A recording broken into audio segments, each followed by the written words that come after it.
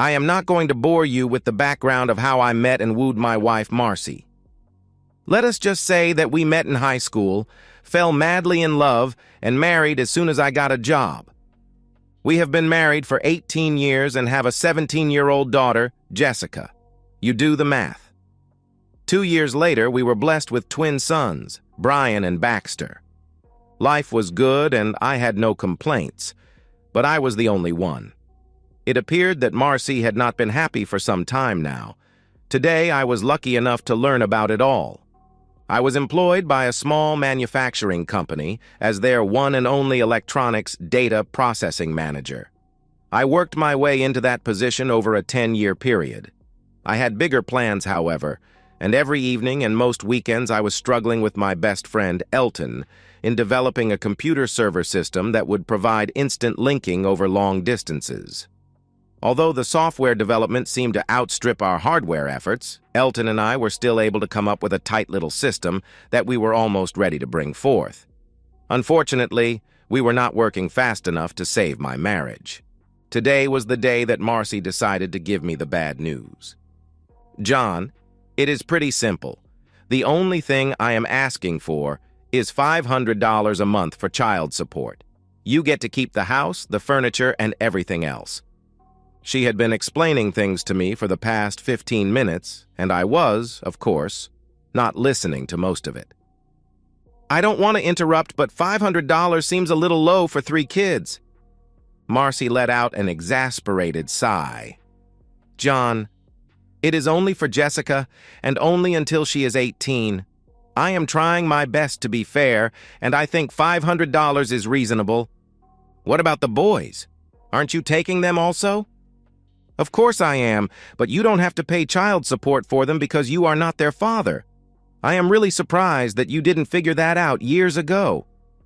I guess that shows how really dense I was. No, I didn't figure it out. It never even crossed my mind that the boys might not be mine. Now, she was telling me that she not only wanted a divorce, but that she had been cheating on me for at least 16 years. What else was there that I did not know? My mind started to wander again. She was still talking, and I was trying to put all the pieces together in my head. I am sure that the things that she was saying were important, but I just could not bring myself to concentrate. Okay, damn it. Okay, I will go along with just about anything. The only thing that I insist on is that I get Jessica every weekend and on all school breaks, including summer. Marcy actually stopped talking for a moment. I can live with that. If it is okay with Jessica, I will have the papers drawn up tomorrow. Will you sign them then? I could tell that she was getting ready to leave. I didn't realize it before, but she had actually been moving her things out gradually over the last few weeks. Just a couple of questions before you go, please. Who the hell is the father of the twins? Who are you going to be living with? Finally, why did you wait so long? Langford King is the father of Brian and Baxter. We will all be moving into his house, she replied. What about his wife? Where are Joyce and the girls going to stay? Joyce left and took the girls with her. After she caught me and Langford in bed, their marriage was over. I didn't ask for a divorce before because Langford was still married, and I had no alternative.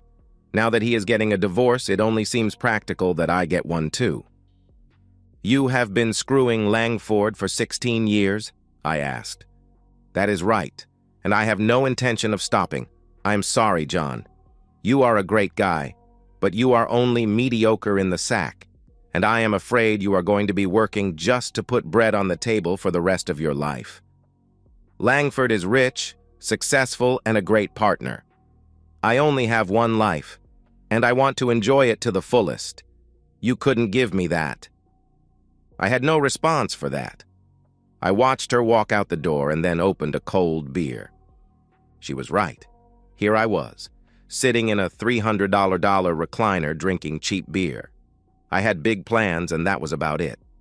I guess what really killed any feelings I still had for her was when she compared my performance with Langford's. There is not much you can do about something like that. Either you got it or you don't. I was always satisfied. but apparently Marcy wasn't. We have known Langford and Joyce since high school.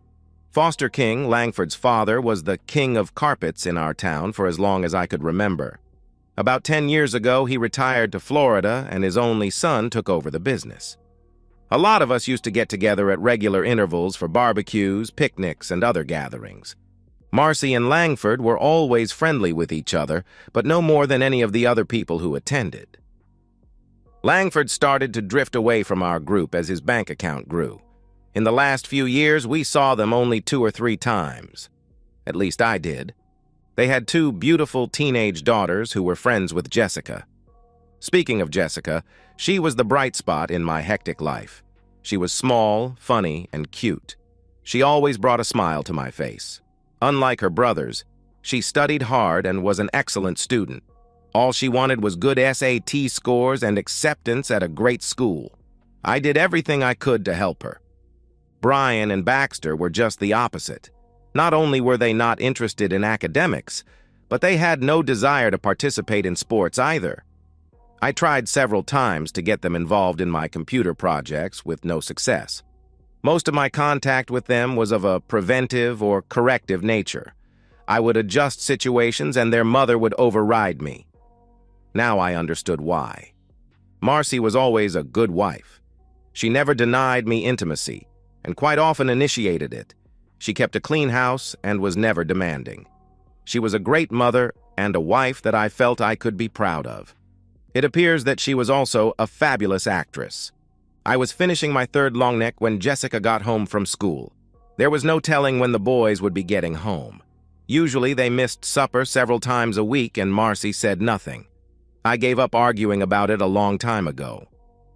"Hi, Dad. What are you doing at home? Where's Mom?" I struggled out of the recliner and gathered up my empties. "Your mother asked me to come home for lunch today so that she could tell me that she wanted a divorce." My words sounded a little slurred, even to myself. I am not a good drinker. "I'll get them. Sit down. I guess that explains why you are drinking in the middle of the day." Jessica took the bottles from me and carried them into the kitchen. "You didn't have a clue, did you, Dad?" "Nope." I watched as she kicked off her shoes and plopped down on the floor. "What is going to happen now?" "You and the boys are going to go live with your mother at Langford King's house, the mansion on the hill. Your mother always wanted to be rich, apparently." "It's not a mansion. It's just a big old house that his father built years ago." We sat silently for a few moments. "Did you know that I am not the father of your brothers?" "Yeah. Brian and Baxter joke about it a lot. I guess Mom told them years ago. Every time you chew them out for something, they take it and then go somewhere and laugh." "Well, I guess that explains a lot, doesn't it? How come you know all about this?" "I have known for years, but didn't want to say anything. You seemed happy enough, and I didn't want to rock the boat. A couple of weeks ago, Lisbeth and Carla told me that they were moving to Lancaster. Their mother caught Mom and Mr. King in bed together. I figured that something would happen soon." "You could mention it," I asked. "I don't think so," she replied. There was another moment of quiet. "I'd rather stay here with you. You'll need someone to help around the house." That would never fly. The court wouldn't allow it. "I did work out a little compromise, however," I answered. "How is that going to work?" she asked. "You get to stay here every weekend and every school break, including summer." "I can make that work. Why don't you go take a shower and I will order some pizza?" While we were eating, Jessica presented her plan for the separation. She would come to our house Friday after school and stay until she went back to school Monday morning.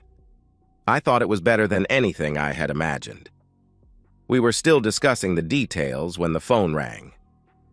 "John, I just wanted to let you know that the boys are here and will be staying overnight. Tomorrow, while you are at work, the kids and I will move our things over here. They can afford to miss a day of school. Jessica can spend the evening deciding what she wants to bring with her and what she wants to keep there. I don't see any reason why we can't start the new arrangement right away, do you?" "No, that sounds fine to me. I'll let Jessica know. I replied. The reallocation of bodies seemed to go smoothly. I found myself alone in the house, and, to tell you the truth, a little relieved. I had a hard time concentrating at work because I kept trying to figure out where I went wrong. My constantly kicking myself for being completely in the dark about my wife's relationship with a close friend did not improve things. Elton and his wife, Beth, offered a shoulder for me to cry on, and I readily accepted. The obvious answer was booze, but I decided against it. Instead, I started spending even more time on the server project. Beth wasn't too thrilled about Elton working more hours than he was, and I ended up having to send him home several times. The divorce papers got filed, and Jessica started spending her weekends with me. She was careful not to say anything derogatory about her mother, but she also never seemed to have anything good to say. She seemed a little annoyed at the amount of time I was spending on the server development, but didn't complain. She stayed busy doing the washing and housework that Marcy was no longer available to do. It was not my intent to use her that way, but she seemed glad to have something to keep her busy, other than studying for her SATs. I always made time to have meals with her. It was late spring when things started to get better. Jessica was accepted at the University of Oregon and also approved for a senior year abroad in Spain. She was worried that Marcy would not let her go for some reason, but she needed her permission. I didn't understand her concern until I found out that she had not told her mother about her college applications or about the exchange program request. At my suggestion, Jessica asked her mother to sign the permission slip to go overseas by presenting it as a class trip without any further elaborations. Marcy signed the paper without even looking at it. The next week, we applied for her passport. My divorce was final. Langford was still fighting with Joyce about his. Joyce wanted blood. Marcy gave me all rights to the house, but I didn't know what I was going to do with it yet. As Elton and I finished up the server project, Beth was using her computer skills to create a fancy presentation. We prepared a slideshow and had the handouts professionally printed. A week later, we had a contract to provide a hardware system for the State Turnpike Commission and a hefty check to go with it. I was forced to quit work in order to get it done. Since I no longer had a family, a steady job was not that important. Elton, on the other hand, could not afford to give up his day job, but he was putting in long nights and every weekend to get things up and running. Beth seemed a little more supportive by this time. We had no trouble hiring several college students to help with the installation. Wireless technology seemed to make everything simpler, and the whole setup was put together from off-the-shelf components. In 6 weeks, we had a fully operational system. It had a few glitches, but the customer was elated. 2 days later, the State Department of Corrections called to set up an appointment. Elton quit his job, and Beth announced that she was pregnant. The second contract went a lot smoother. A couple of the students had graduated and were happy to be hired full-time. Elton struggled without me for a week as I escorted my daughter to Barcelona. I needed the vacation, and Jessica felt better with me along. Marcy was furious when she found out about the trip, and also when I stopped sending her the support checks. I could easily afford to pay them, but I felt like pissing her off. All I had to do was hold on for 5 more months until Jessica was 18. We were getting inquiries faster than we could respond to them. I became the full-time contact man and was traveling constantly. Elton took care of things at home for the most part. We had to rent a small office that Beth quickly took charge of. She was happy that I was doing most of the traveling. Beth was forced to hire some office help so that they would be trained by the time she had the baby, and we also put a lawyer on retainer. Things were going better than we ever had anticipated. We were encouraged to incorporate by our legal beagle, but he subcontracted the job out to a professional firm in Philadelphia. It was lonely in the house again. I could endure a few days without Jessica, because I always knew she would be there for the weekends. Now I spent a lot of time sending emails and making overseas phone calls. I guess being busy kept me from dwelling on my loneliness. I never heard from Marcy or the boys. I spent Christmas in Spain with my daughter. Everything was wonderful. In 4 months, Jessica would be coming home and then on to Oregon for college. It was easy to get a ritual going when I wasn't traveling. Every morning I would have the same breakfast at the same seat in the same diner. It only took a few weeks until I became a fixture. When I wasn't thinking about the project, I spent a lot of time dwelling on what went wrong with my marriage. The more I thought about it, the more bitter I became. I needed closure and I needed some sort of satisfaction. My wife had humiliated me for 15 years. How could I possibly let that slide? A small item on the third page of the morning paper gave me some hope. Philip Hughes was suing King Carpets for improper termination. It seemed that Philip had been the general manager at King Carpet for over 10 years. He had worked for Foster King before he retired and stayed on. Apparently, Foster King was an honorable man and ran a straight business. Langford did things a little differently. Philip refused to accept the shoddy workmanship and inferior products that Langford was leaning toward. When he complained, Langford fired him. It was a weak lawsuit and he had only a small chance of winning. I decided that I wanted to meet Mr. Hughes. My bank account was larger than it had ever been. Jessica was settled in at college, and I had already paid for the first year. Things were starting to look good. I had not heard from Marcy in several months. She had no idea how well the new business was going, or even knew that it existed. It only took me 10 minutes to convince Philip Hughes to drop the lawsuit against Langford King.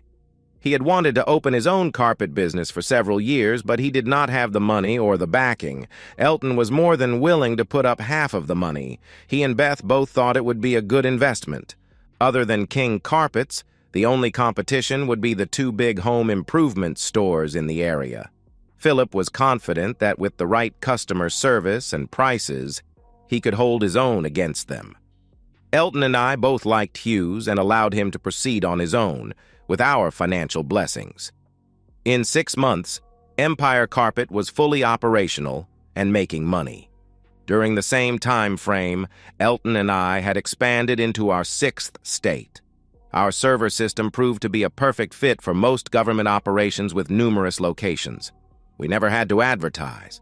The business grew by itself, and in a short period of time, we were completely overwhelmed.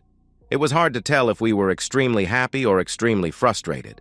The nicest aspect about the whole thing was the monthly checks that just kept coming and coming. Brian and Baxter had been arrested for selling drugs. Most of the dealings were at their high school. It took our lawyer over half a day to convince the authorities that I was no longer responsible for their actions. By the end of the day, papers were filed relieving me of all parental responsibilities for both of them. I got a call later that evening from Marcy reprimanding me for my actions.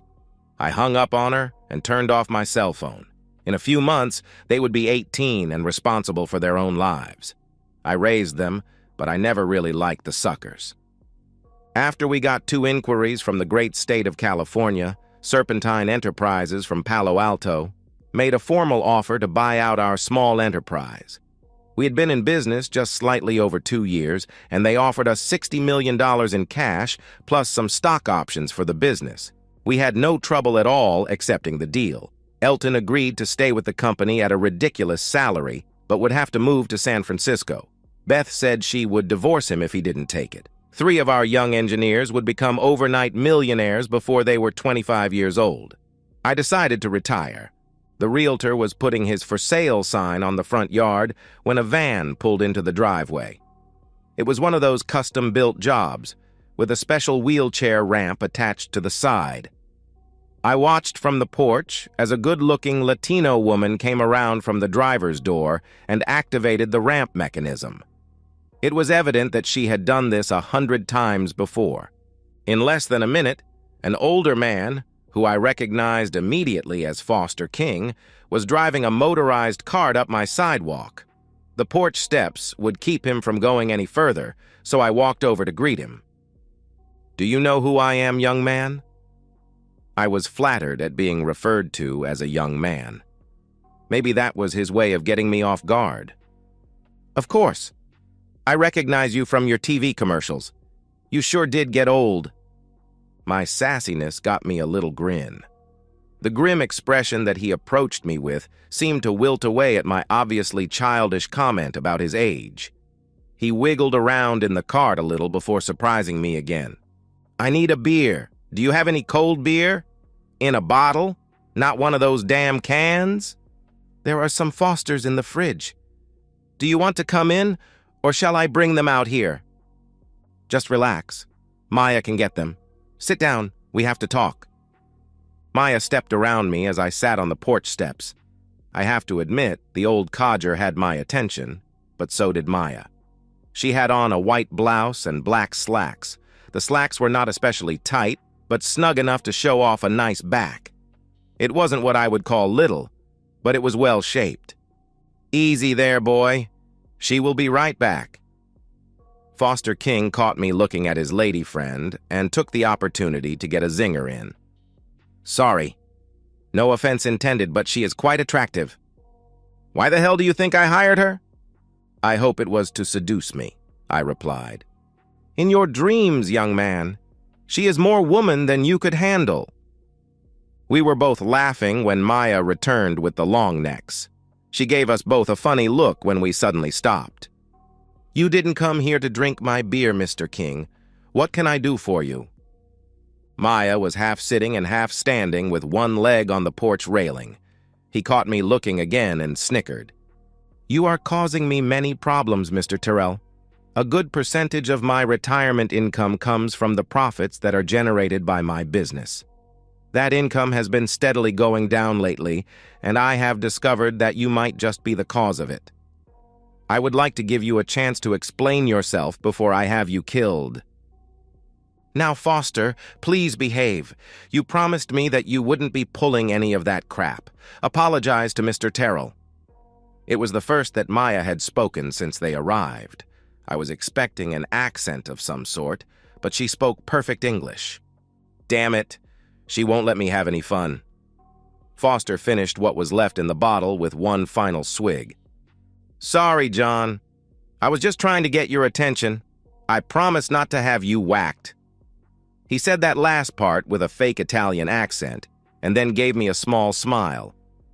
"Who did you talk to before coming to see me?" "Last night, I had supper with my son, and that sleazy broad he is sleeping with. He claims that you caused all the problems. It was hard to get any facts out of him because he just kept running on about you trying to get revenge for something. I finally got fed up with him and left early. Never even got to see my granddaughters. I was hoping you could give me some facts instead of bullshit." Before I could say anything, Maya got off the rail and whispered something into Foster's ear. "Oh, shit." He smacked his hand against the arm of the cart. "That explains everything. Why the hell didn't you tell me that last night, Maya? Sometimes I wonder what I pay you for." "You pay me because I am the only one who will put up with you." "Mr. Terrell, I didn't realize that the woman staying with my son was your ex-wife. I apologize for referring to her as sleazy. To be honest, I don't understand why you would be upset at my son for taking her. Seems to me that you would be thanking him." "I take it that you didn't like her," I replied. "Not particularly. She got a little huffy when I asked Langford where my granddaughters were." "Joyce and the girls are staying with her parents in Lancaster," I replied. "You know Joyce." "Very well. I consider her a good friend. Can't say the same for your son." "Well, all this is very interesting, but I still need to get down to the business I came for. Mr. King, did you talk to Philip Hughes yet?" "No, why should I?" I asked. "Is he a person to be trusted? If so, don't you think that he might be able to give you the best answers?" Foster sat quietly while thinking. "Can I have another beer?" "No." She didn't quibble or hesitate. It appeared that Maya was in charge of his well-being, if nothing else. "I am leaving. Tomorrow I will be talking to Philip and I will be visiting my granddaughters." Foster King was a decisive man. He had the cart motoring towards the driveway before Maya could get up. She smiled at me as she rushed to catch up. I was hoping to see her again. All of a sudden, I was thinking about how long it had been since I had intimacy. Maya was as efficient at getting Foster into the van as she had been getting him out. Before the door closed, he looked at me. "Don't leave town, John Terrell," We still have business. I found the visit to be enlightening. After killing another beer, I had a long, cold shower. I think Maya had gotten to me. She was probably married or hooked up with some young hunk, but I could still daydream. That evening, I had a surprise visit from my ex-wife. "John, what the hell are you doing? Langford said that you are behind this Empire carpet fiasco. I told him it was a mistake, but he insists that you are trying to drive him out of business." "Marcy, King Carpet has been a fixture in this town since we were kids. I don't know a damn thing about the carpet business, so what makes you believe that I had anything to do with it?" "Don't play the fool with me, John. I know you better than that. You and Elton own the building that the new store is in, and your names are on all the forms and papers that were required for the startup of the business. Langford has friends who were able to find this out with no problem. Philip Hughes is just a front." "You are right, of course. I never could fool you, could I?" "Well, what are you going to do? Are you going to stop it?" "Hell no. Elton and I have too much money invested in this to just walk away. If you pay attention, I think things might get even worse over the next few days." "What else are you going to do? How can it get any worse than it is?" she asked. "I am not sure. In fact, I could be wrong. Forget that I said anything." Of course, the seed had been planted. There was no way she could forget it now.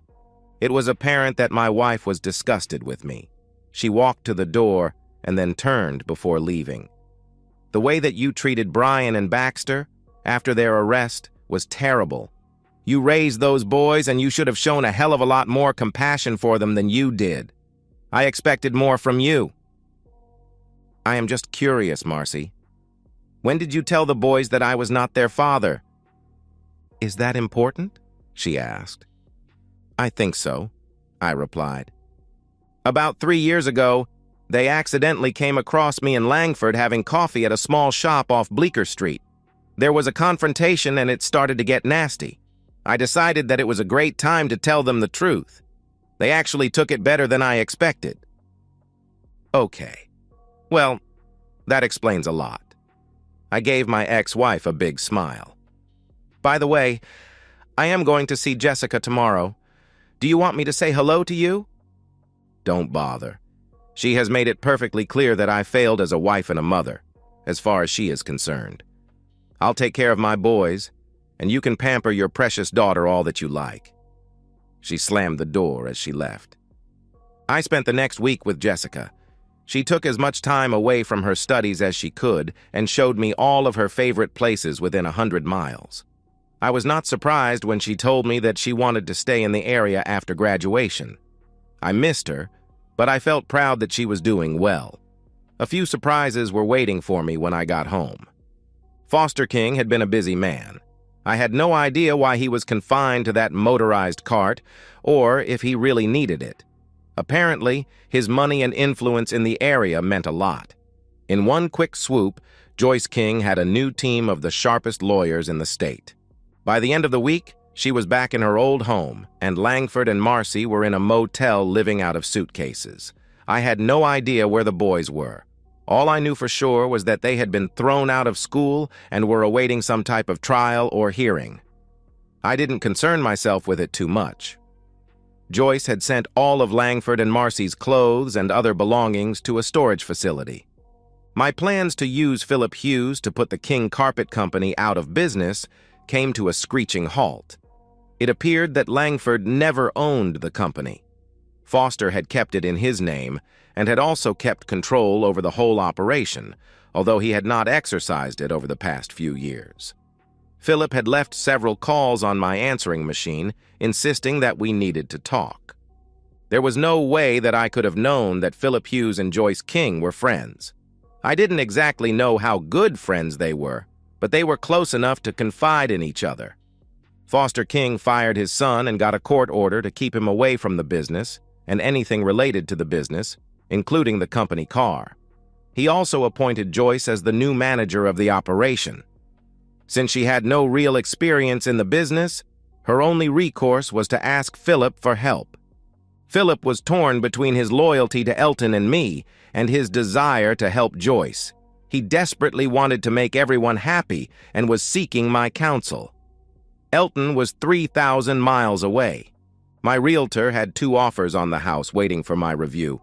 One of them wanted possession within 30 days, so I took it. Jessica was gone, Elton and Beth were gone, and I had no reason to remain in the area. The realtor was putting the sold sign on the house when Marcy pulled up. She stood in the driveway and stared at the word sold for the longest time before walking up to the house. Is it a done deal, or do they have to get financing or credit approval? It's a lock. They had cash and they wanted it now. I will be out of here by the end of the week. Why do you care? Joyce King got a fancy lawyer and was able to steal Langford's house away from him. We were looking for a place to live until we could find a new one to buy. I just thought that you might want to rent this one. Sorry, you're too late, but I am sure with all of Langford's money you will have no trouble finding a place. I was snickering to myself as I said that. She had no idea that I was fully aware of the financial difficulties they were going through. I was pretty sure that Foster King was not going to cut his wayward son any slack. Philip had briefed Foster on how Langford was handling the business and about the way he treated his wife. Daddy was not happy. Marcy did not push the subject any further. As she left, I noticed the Alamo car rental sticker on the back bumper of the car. Philip Hughes and Joyce King came to see me that evening. I was amazed at how well they got along together. It did not take us long to reach an agreement. Empire Carpets would become Empire Floors and sell only tile and wood flooring. King Carpets would sell only carpets. Philip did not envision any problems in running both operations, but would only do it if Elton and I agreed. He felt that the 2 businesses would complement each other. He also indicated that after a few years, King Carpet might be interested in buying out Empire. I thought that was very clever of him. I noticed that Joyce had an embarrassed smile on her face when he said that. I guess they were closer than I had thought. All of the furniture and things in the house I gave to the Salvation Army. In fact, I also gave them most of my clothes. I was due to get a new wardrobe, and this was a good time to do it. By the time I got done picking and choosing, I could get everything I wanted or needed in my car. I spent a full day closing accounts and making sure that I had no outstanding debts. Somehow, Foster King got a hold of my cell phone number and coerced me into joining him for supper that evening. It would be my last day in town. I was sure that things would go well, and I was actually looking forward to seeing Maya again. Foster King was a proud man and also liked to gloat a little. He gave me a quick rundown of his meetings with Hugues and with Joycey. There was no doubt in his mind that the actions that he took against his son were well-deserved. He thanked me for allowing Hughes to help Joyce. I tried to listen to every word that he said, mainly to be polite, but my eyes kept wandering towards Maya. She wore a gray-green evening dress that made her eyes glow. Her hair and makeup were perfect. Foster noticed the distraction and stopped once in mid-sentence just to make me feel uncomfortable. His laugh gave away his intentions. Maya did not join in the conversation, other than to stop Foster from reordering drinks and not allowing him to order dessert. He faked a little pout and made a half-hearted remark under his breath. Maya excused herself to go to the ladies' room, and it gave Foster an opportunity to confront me. "What are your intentions after your house is sold?" "The house is sold, and I am leaving for San Francisco tomorrow morning to see my friends Elton and Beth. They have a new baby and named her after me." "They named their baby girl John?" "Well, actually, Johnny." "How could I say no?" "Where are you going when you come back?" "I have no idea. I am leaving my car at the airport, which is packed with everything that I own. I guess I will be driving south until something hits my fancy." "I have a better idea. Come and stay with me. My house is way too big for just me, and I hate seeing Maya alone all the time." "Foster, what the hell are you getting at?" I asked. "Maya's husband was killed in a car accident about 3 years ago. She has no friends in West Palm Beach and few opportunities to meet any eligible men. You are the only man that I saw her express any interest in over the last year." "Did she say something?" I asked. "No, but I noticed the way that she looks at you, and she is always interested when I talk about you. I'll tell you what. Come down and stay with us for a month. If nothing comes of it, you can jump in your car and start wandering around again. You have nothing to lose, and I would really enjoy the company." The conversation ended when Maya returned to the table. She smiled at both of us, as if we had just done something bad and was condoning it. I was definitely going to go to West Palm Beach. My visit with Elton and Beth went perfectly. The new owners were able to expand the operation over 20 states and several overseas locations. In a few years, the stock options would probably be worth far more than the actual cash we were paid. Johnny was adorable. I am sure that she will be cussing her parents for giving her a boy's name, but I will be the best godfather a kid could ever have. I called Philip Hughes as soon as I got back home, just to make sure everything was okay before I left. The business was fine, and he gave me a quick update on Langford. It seems that he had a good amount of personal debts that were not covered by the business accounts or assets. The cost of the divorce plus the expense of hiring a lawyer for Brian and Baxter had pretty well done him in. He had no credit, no cash, and no prospects. I felt good for Marcy. 2 days later, I was in West Palm Beach. Foster King must have been richer than I thought, because the waterfront home was magnificent. Every chance the old coot got, he was throwing me and Maya together. He insisted that she show me every restaurant in South Florida. After a while, we would pretend to go out, but actually stay in and watch TV in the beach house. Eating out every night sounds better than it really is. I think he knew what we were doing, but considered that to be just as good as what we were getting out of doing. We enjoyed our time with Foster, but we were starting to enjoy our time together even more. It seemed to make him happy. Maya and I started sleeping together after the 3rd week. Foster knew about it, of course, and started to tease us relentlessly.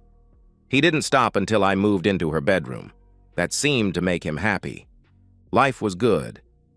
My financial situation was unbelievable. I was living in a waterfront mansion with no expenses, and sharing my bed with a beautiful woman.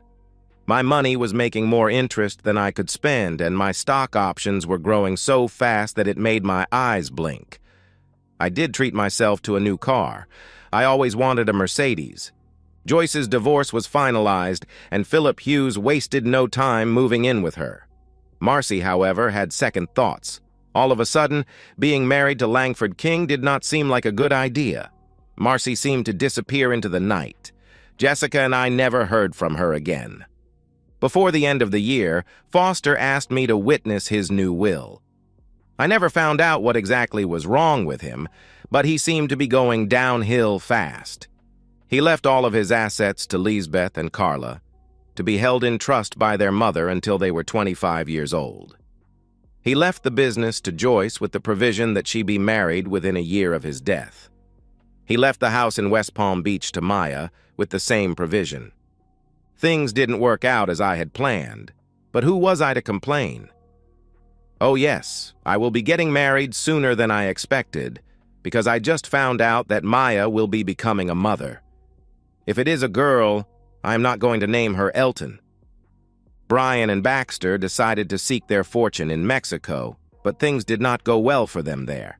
Marcy appeared from somewhere and asked me to help her with their legal expenses. I gave her $10,000 and never saw her or the boys again. Jessica finished her studies and moved to Barcelona. I'm not sure, but I think she met a young man while she was there. Foster held on for 2 more years. There was no autopsy, and I still don't know what was wrong with him. He lived long enough to be the godfather to my new daughter, Foster Anne Maria Terrell. I'll name the next one Elton.